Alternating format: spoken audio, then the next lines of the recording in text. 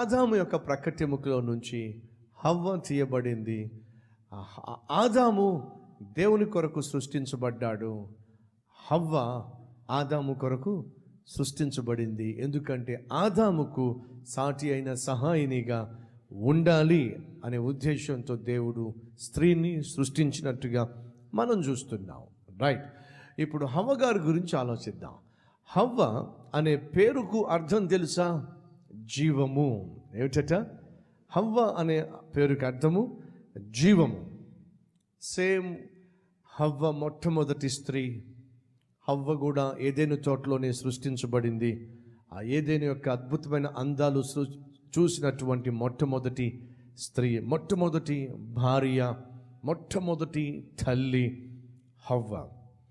ఇప్పుడు బలాలు ఏమిటో చూద్దాం, బలహీనతలు ఏమిటో కూడా చూద్దాం. ఏమిటి బలాలు? ఆదాము జీవితంలో లేదా అవ్వ జీవితంలో ఉన్న బలాలు ఏమిటో చూసినట్లయితే, మొదటిగా ఈ భూమి మీద మనిషి జన్మను పొందుకున్నటువంటి గొప్ప ధన్యత ఆదాముకు అవ్వకు దేవుడిచ్చాడు.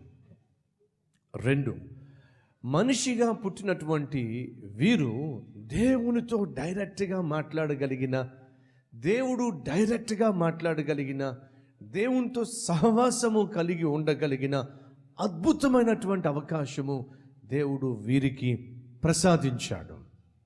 They were having great fellowship with God. They could talk to God and God could talk to them. వారు దేవునితో మాట్లాడగలిగే వాళ్ళు, డైరెక్ట్గా దేవుడు వారితో మాట్లాడగలిగేవాడు. అంతేకాకుండా ఆదాముకు దేవుడిచ్చినటువంటి గొప్ప బాధ్యత ఏమిటంటే సేద్యము చేయటము. అంతేకాకుండా ఈ భూమి మీద ఉన్నటువంటి జంతువులకు, పక్షులకు ఆదామే మొట్టమొదటిగా పేర్లు పెట్టాడు.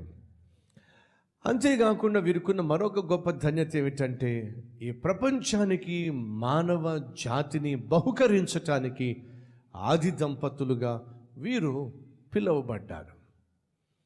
ఇంతకంటే గొప్ప బలములు వీళ్ళల్లో కనిపించవు. ఇంతకంటే గొప్ప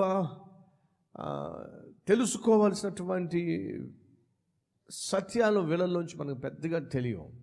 బలముల గురించి ఆలోచిస్తే మొట్టమొదటిగా సృష్టించబడిన వాళ్ళు, మొట్టమొదటి దంపతులు, ఏదైనా చోటను మొట్టమొదటిగా చూసింది వాళ్ళే.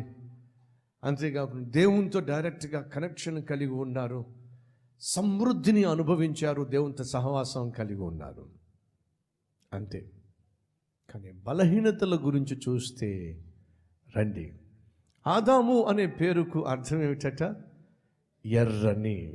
ఎంత ఎర్రగా ఉంటే ఏం లాభం దేవుని మాట వినకపోతే? ఈరోజు ఈ మాటలు వింటున్న సహోదరి, సహోదరుడా, ఆదాము చాలా ఎర్రగా ఉండేవాడు, అంటే చాలా అందంగా ఉండేవాడు. ఎంత అందంగా ఉంటే ఏం లాభం? ఎంత ఎర్రగా ఉంటే ఏం లాభం? ఎంత తెల్లగా ఉంటే ఏం లాభం? దేవుని మాటను లెక్క చేయనప్పుడు, దేవుని మాటకు విలువ ఇవ్వనప్పుడు, దేవుని యొక్క ఆజ్ఞకు లోబడనప్పుడు ఆ మనిషి ఎంత ఎర్రగా ఉంటే ఏం లాభం? ఎంత తెల్లగా ఉంటే ఏం లాభం?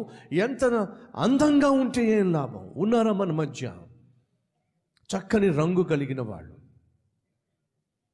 అందంగా ఉన్నవాళ్ళు, నల్లగా ఉన్నా, తెల్లగా ఉన్నా, చక్కని రూపురేఖలు. నువ్వు అందంగా ఉన్నా, తెల్లగా ఉన్నా, నల్లగా ఉన్నా, ఒకటి మాత్రం వాస్తవము, నిన్ను కన్న తల్లికి, తండ్రికి నువ్వు చాలా అందమైన కుమారుడివి, అందమైన కుమార్తెవి. అది మాత్రం వాస్తవం. ఒప్పుకుంటారు, ఒప్పుకోరా? నువ్వు కన్నటువంటి నీ కుమారుడు, నువ్వు కన్నటువంటి నీ కుమార్తె వాళ్ళు నల్లగా ఉన్నా తెల్లగా ఉన్నా, ముఖం కోల ముఖమైనా గుండ్రమైన ముఖమైనా అడుగుతున్నారు, నువ్వు ప్రేమిస్తావా ప్రేమించవా? ఖచ్చితంగా ప్రేమిస్తావు. వాళ్ళ దృష్టిలో అందంగా కనిపిస్తారా కనిపించరా? అందంగా కనిపిస్తారు. ఈ భూమి మీద మనిషిగా సృష్టించబడిన సహోదరి, సహోదరుడా, నీ రూపురేఖలు ఎలా ఉన్నప్పటికీ దేవుని దృష్టిలో మాత్రం నువ్వు చాలా అందమైన వ్యక్తివి అనే సత్యము మర్చిపోవద్దు. కానీ నా ప్రశ్న ఏమిటంటే, ఎంత అందంగా ఉంటే ఏం లాభం? ఎంత ఎర్రగా ఉంటే ఏం లాభం? ఎంత చక్కగా ఉంటే ఏం లాభం? నువ్వు దేవుని మాట విననప్పుడు, దేవునికి లోబడినప్పుడు, దేవుణ్ణి లెక్క చేయనప్పుడు, ఆదాము యొక్క జీవితంలో బలహీనత ఏమిటో తెలుసా? దేవుడు చెప్పాడు, ఈ తోటలో అన్ని పండ్లు తినొచ్చు, కానీ ఈ పండు జోలికి మాత్రం రావద్దు అని చెప్పి అన్నప్పుడు ఆదాము చేసిన మొట్టమొదటి పొరపాటు ఏంటో తెలుసా? తన భార్య వెళ్ళి ఆ పండును తిని తీసుకొని వచ్చి తనకిచ్చినప్పుడు ఖచ్చితంగా చెప్పాల్సింది, మనల్ని సృష్టించిన దేవుని యొక్క చిత్తానికి, ఆజ్ఞకు ఇది వ్యతిరేకం. 4-5 విషయాలు త్వరగా మీతో పంచుకుంటాను.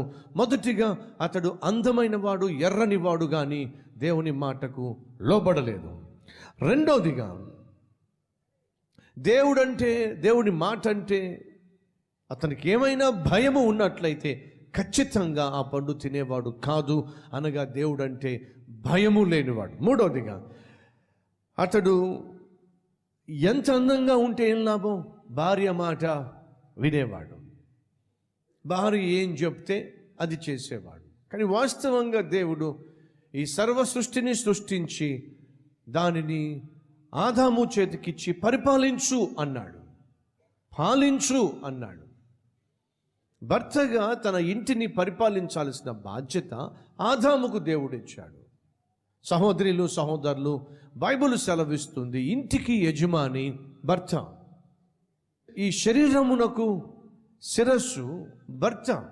భార్య శరీరానికి శిరస్సు భర్త. భర్తకు శిరస్సు యేసుక్రీస్తు అని బైబిల్ యొక్క సారాంశం.